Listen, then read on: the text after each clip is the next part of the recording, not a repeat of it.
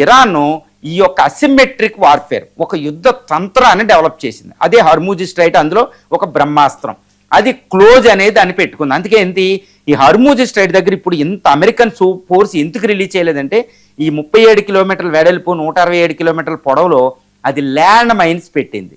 ఆ తర్వాత వేల కొలది చిన్న చిన్న మిలిటరీ బోట్లు ఉంటాయండి, కొన్ని ఒక 10 టన్నుల పేలుడు పదార్థంతో చాలా ఫాస్ట్గా మిలిటరీ బోట్లు వెళ్తాయి. అవి ఏదైనా ఆయిల్ షిప్ వస్తే దాన్ని పేల్చేయగలం.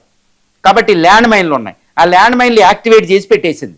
కాబట్టి అది ఎట్టి పరిస్థితులు ఏ ఆయిల్ ఇది వచ్చినా అది పేలిపోద్ది. అందుకని ఇప్పటికే 3 ఆయిల్ ట్యాంకర్లు పేల్చేసింది అది ఒమన్ తీరంలో, ఈ గల్ఫ్, తర్వాత ఈ దుబాయ్ తీరం దగ్గర.